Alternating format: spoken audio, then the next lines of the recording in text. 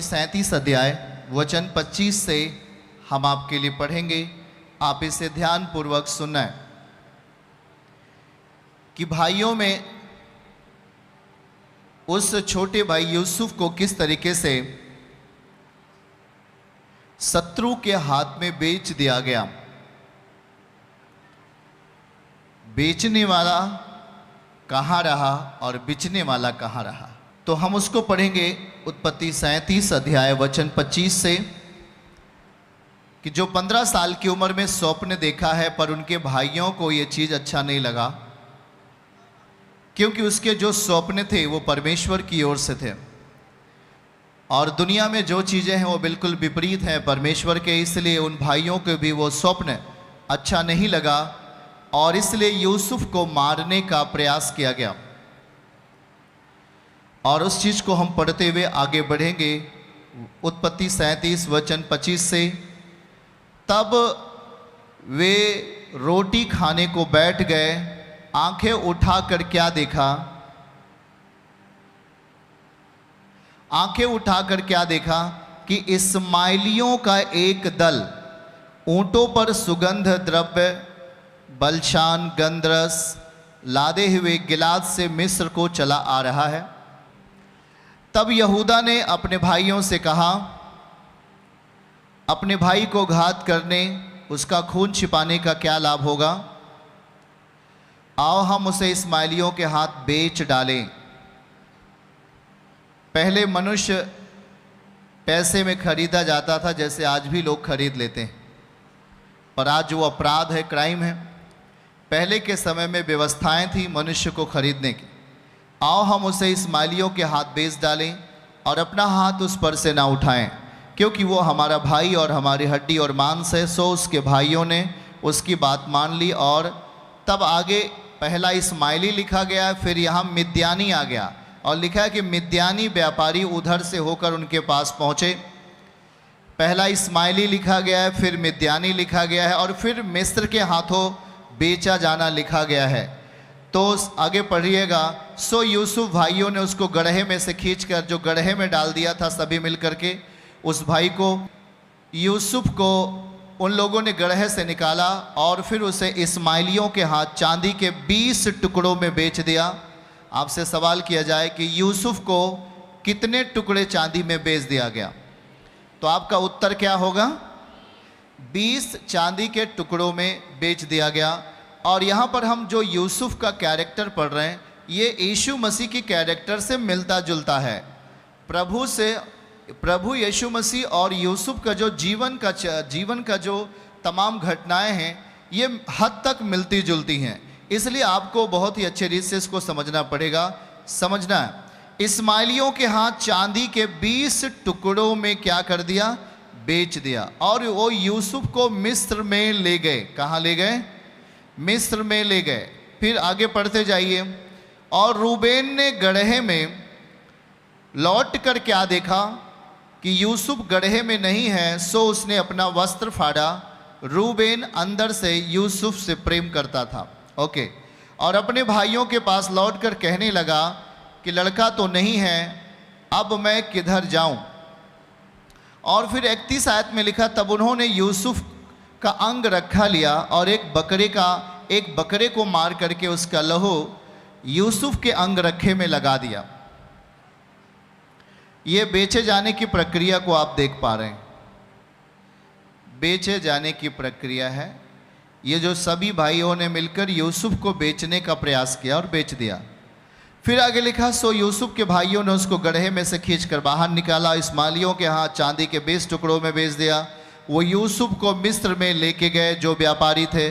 29 में लिखा है कि क्या लिखा है? रूबेन ने गड्ढे में लौट कर देखा। 30 में क्या लिखा है? 30 में आई और अपने भाइयों के पास लौट कर कहने लगा लड़का नहीं है। 31 में लिखा है कि तब उन्होंने यूसुफ का अंग रखा लिया और उसे बकरे को मारकर उसमें लगा दिया। 32 में क्या लिखा है? फिर तब उन्होंने रंग बिरंगे अंगरखे को अपने पिता के पास भेजकर कहला दिया कि हमको मिला है। सो देख करके पहचान लिया यह तेरे पुत्र का अंग रखा है कि नहीं। ओके। और उसने उसको पहचान लिया और कहा, हे ये मेरे पुत्र का ही अंग रखा है और किसी दुष्ट पशु ने उसको खा लिया है। निसंदेह यूसुफ फाड़ डाला गया है, ऐसा भाइयों ने झूठ बोला।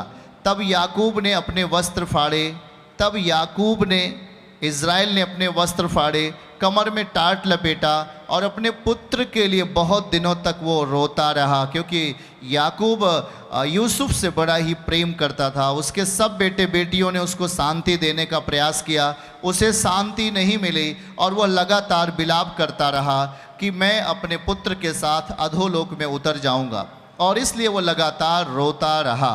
और फिर लिखा है कि मिद्यानियों ने, अब आ गया नंबर मिद्यानियों ने यूसुफ को मिस्र में ले जाकर पोतीपर नाम के एक हाकिम, जो फिरौन का हाकिम था, उसके हाथ बेच दिया। और फिर क्या लिखा आगे, और मिद्यानियों ने यूसुफ को मिस्र में ले जाकर पोतीपर नाम के हाथों बेच डाला। एक 15 साल का बच्चा जिसका नाम यूसुफ है, पिता का नाम याकूब है। अब जरा ध्यान से सुनिए, याकूब अपने बेटे से बहुत प्रेम करता है, सबसे छोटा पुत्र है और उससे बहुत प्रेम करता है, और उसका नाम क्या है? यूसुफ। बोलिए यूसुफ। और वो पिता उससे बहुत प्रेम करता है, और उनके भाइयों की चिढ़ ये थी कि 15 साल के उम्र में यूसुफ ने एक स्वप्न देखा। स्वप्न बहुत ही सामर्थी था। स्वप्न ये था कि वो सारे भाइयों के बल से उसका अधिक बल बढ़ गया, और वो अपने माता पिता भी, अर्थात यूसुफ के माता पिता भी उसके सामने झुक रहे, ऐसा स्वप्न देखा। चांद सितारे सूर्य उसके सामने झुक रहे, ऐसा स्वप्न देखा। ये स्वप्न जब अपने भाइयों से बड़ी इच्छा के साथ भाई समझ करके जब शेयर करता है, बांटता है, तो उसके भाइयों ने कहा ये कौन सा स्वप्न है, उन्हें अच्छा नहीं लगा। और वो भाई खुश होने के बजाय यूसुफ पर गुस्सा हो गए। जैसे कि आप में से अगर 4 भाई हैं तो सबसे छोटे वाले बेटे से पिता बहुत प्रेम करता है, शायद कुछ चीज़ें उसे ला दिया तो और जो तीनों भाई होते कभी कभी गुस्सा हो जाते, ओ तुम्हें पापा सबसे ज़्यादा प्रेम करते हैं ना, मुझे तो करते नहीं। ऐसा कुछ चिढ़ हो गया उन लोगों को कि पिता तुम्हें ही सबसे ज़्यादा प्रेम करते हैं, और ये जो आपने स्वप्न देखा, जो तुमने स्वप्न देखा है, ये कैसा स्वप्न है कि मैं तेरे अधीन हो जाऊंगा, यहाँ तक माता पिता भी तेरे अधीन हो जाएंगे, सूर्य और चंद्रमा तेरे सामने झुक जाएगा, ये सब सारी चीज़ें क्या हैं? ये बताने के बाद उसके भाई खुश नहीं हुए, गुस्सा हो गए। तब से लेकर के उसके भाई यूसुफ को ख़त्म करने का प्लान कर रहे थे। और एक समय आया कि उसके भाई दूर देश अपने भेड़ और बकरियों के साथ सारे लोग गए हुए थे, और यूसुफ घर में था। पिता ने कहा, यूसुफ अपने भाइयों के लिए खाने पीने का सामान लेके जा, क्योंकि बहुत दूर वो भेड़ बकरियों के साथ हैं। पहले के समय में भेड़ और बकरियां ये एक संपत्ति हुआ करती थी बहुत बड़ी। आज के टाइम में भी आपके पास भेड़ और बकरियां होनी चाहिए, क्योंकि वही आपकी असली संपत्ति है, असली खजाना है। आमीन कहिएगा आप। तो याद रखिए कि वो जब जाता है उधर, तो उसके भाइयों ने दूर से देख लिया, ओ स्वप्न देखने वाला आ रहा है। क्या बोला उन्होंने? पड़ोसी से बोलो, स्वप्न देखने वाला आ रहा है। क्योंकि उसका स्वप्न साधारण नहीं था। उसका स्वप्न सुनकर और उसके जो बड़े भाई लोग थे वो क्या हो गए? बहुत गुस्सा हो गए, बहुत गुस्सा हो गए। हाँ, ये देखो लिखा है कि आपस में कहने लगे, देखो वो स्वप्न देखने वाला आ रहा है। तब क्या किया उन लोगों ने?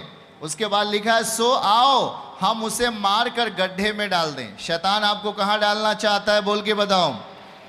यूसुफ के साथ परमेश्वर का अभिषेक था, यूसुफ के साथ परमेश्वर की इच्छा थी, यूसुफ के साथ परमेश्वर की ताकत थी, यूसुफ के साथ परमेश्वर का एक भारी अभिषेक काम कर रहा था, प्रभु का अनुग्रह काम कर रहा था। उसे देखकर कौन जलता है मालूम है? शैतान जलता है। कभी नहीं चाहता कि आप परमेश्वर के अनुग्रह में चलो, याद रखना है आप। और उसके भाइयों के अंदर ये सब चीजें काम कर रही थी, और उसके भाइयों ने कहा इसे मारकर गड्ढे में डाल देंगे, या कोई दुष्ट पशु इसे खा गया। और ये देखते हैं कि इसका स्वप्न कैसे होता है। यहां तक बात आई।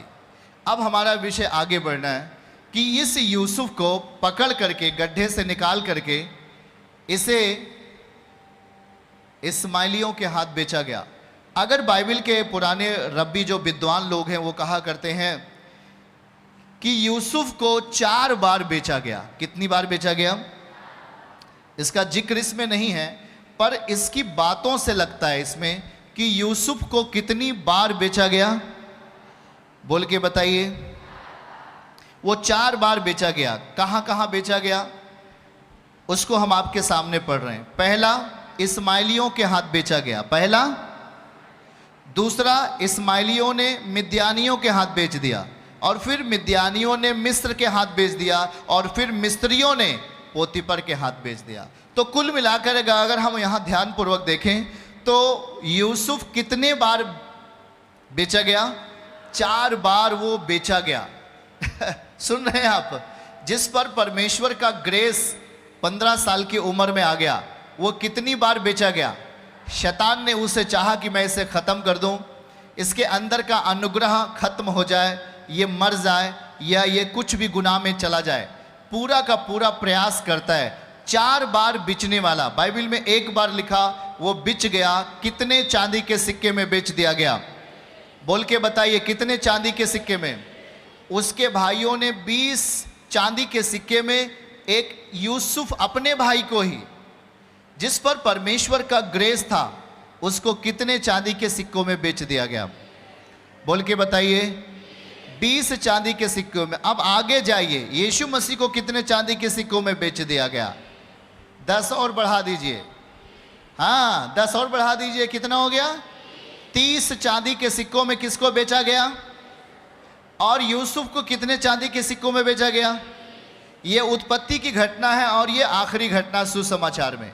अब जरा सोच के देखना है, यूसुफ को 20 चांदी के सिक्के में बेचा गया, और हम बाइबल को ध्यानपूर्वक पढ़ रहे हैं तो इसमें लिखा है इस्माइली, मिद्यानी, मिस्री और पोतीपर, मतलब 4 जगह वो बिचा। पर 20 चांदी के सिक्कों में पहले उन्होंने बेच दिया, पहला जिक्र है। और ये 20 चांदी के सिक्कों में बिचने के बाद, 4 व्यापारियों के हाथ जाने के बाद, हम देख पाते हैं कि वो यूसुफ आज मिस्र में पोतीपर नाम के एक हाकिम के यहाँ काम कर रहा है। अब यूसुफ को अगर देख लो, यूसुफ धरती के ऊपर है, उम्र 15 साल है। तभी एक रात सो रहा था, उसने क्या देखा? पड़ोसी को बोलो, स्वप्न देखा। एक बार बगल वाले का हाथ पकड़िए, बोलिए, मसीह में शुद्ध विवेक की स्थिति में, शुद्ध मन की स्थिति में देखा जाने वाला स्वप्न, देखा जाने वाला दर्शन सही है। सुन रहे हैं आप लोग? शुद्ध मन की स्थिति में जो आप स्वप्न देख रहे हो वो आपके लिए होने वाला है। बातों को समझ रहे हैं क्या? हालेलुया। अब यूसुफ को 15 साल की उम्र में जो स्वप्न मिल गया, उस स्वप्न के विषय में, वो स्वप्न पूरा होना चाहिए करके, अभी यूसुफ और उसका पूरा परिवार दूसरे देश में है, गुलामी के देश में है। उनके पास निज भूमि नहीं है, उनके पास कोई पावर नहीं है। सुनते जाओ, बोलो, यूसुफ को कितने साल में स्वप्न आया? बहुत सारे लोग तरह तरह के स्वप्न देखते हैं, पर यूसुफ ने जो स्वप्न देखा, उस स्वप्न का मतलब क्या है? उस स्वप्न को हम एक बार पढ़ लेंगे ताकि आपको स्थितियां समझ में आ जाए। तो चलो हम इस स्वप्न को पढ़ेंगे। यूसुफ ने एक स्वप्न देखा। क्या देखा? क्या देखा? अपने भाइयों से उसका वर्णन किया, बताया, और वो उससे बहुत गुस्सा करने लगे। क्या स्वप्न था? उसने कहा कि जो मैंने स्वप्न देखा, सुनो भाई, सुनो सुनो। क्या स्वप्न है? हम लोग खेत में पूले बांध रहे थे। क्या बांध रहे थे? पूला, समझ रहे हैं ना? गेहूं का पूला बांध रहे थे, और क्या देखा है कि मेरा पूला उठकर सीधा खड़ा हो गया और तुम्हारे पूलों ने मेरे पूलों के चारों ओर घेर लिया, और मेरे पूलों को आपके पूलों ने क्या किया? दंडवत किया। पूलों ने घेर करके, किसके पूले को घेर करके? यूसुफ देख रहा है स्वप्न कि सारे भाइयों के पूलों ने घेर करके यूसुफ के पूलों को क्या किया? दंडवत किया। वचन 8 आइए। तब उसके भाइयों ने उससे कहा, क्या सचमुच तू हमारे ऊपर राज्य करेगा? सचमुच तू हम पर प्रभुता करेगा? सो उसके स्वप्न और उसकी बातों के कारण वो और अधिक गुस्सा हो गए। अच्छा ठीक है, और क्या देखा? तो फिर उसने क्या बताया? फिर उसने एक और स्वप्न देखा, अपने भाइयों से उसको भी बताया, और उसने कहा कि मैंने स्वप्न देखा कि सूर्य और चंद्रमा और 11 तारे मुझे दंडवत कर रहे हैं। ऐसा स्वप्न किसने देखा? यूसुफ ने देखा। यूसुफ ने देखा। इसको भी दिखाना जल्दी से। फिर आगे आइए। फिर स्वप्न अपने पिता, ऐसा स्वप्न देखा, पहला वाला आप लोग समझते जाइएगा। अगर आप वचन समझ लेंगे आप शक्तिशाली व्यक्ति बनेंगे यीशु के नाम में। समझ रहे हैं आप लोग? अब आपको समझ में आ रहा है ना हम क्या समझा रहे हैं? पूला जानते हैं? गेहूं का पूला, छोटा छोटा अगर आप पूला बांध दीजिए उसको पूला बोलते हैं। और यूसुफ स्वप्न देख रहा है कि मेरे पूले के चारों ओर मेरे भाइयों का जो पूला है वो सब मेरे पूले को क्या कर रहे हैं? झुक कर किसे दंडवत कर रहे हैं? किसके पूले को दंडवत कर रहे हैं? यूसुफ के पूले को दंडवत कर रहे हैं। ओके। फिर दूसरा क्या देखा? सूर्य और चंद्रमा। सूर्य और चंद्रमा भी किसके सामने दंडवत कर रहे हैं? यूसुफ के सामने। जब ये स्वप्न देखा तो उसके भाइयों ने उससे और क्या करने लगे? बहुत बैर करने लगे। अच्छा ये स्वप्न देखा है, सबसे छोटा होकर के मैं तेरे सामने झुकूंगा, ये स्वप्न देखा है। अच्छा माता पिता भी झुक जाएंगे, सूर्य और चंद्रमा भी झुक जाएंगे, ये स्वप्न देखा है। ऐसा स्वप्न जब बताता है यूसुफ तो उसके भाई लोग उससे क्या करने लगे? बैर करने लगे। क्या करने लगे भाई? गुस्सा करने लगे। क्या करने लगे? कि ये मुझसे छोटा होकर के ऐसा स्वप्न देखा है। तो क्या करने लगे? बोलो बगल वाले से, गुस्सा करने लगे। ये स्वप्न था।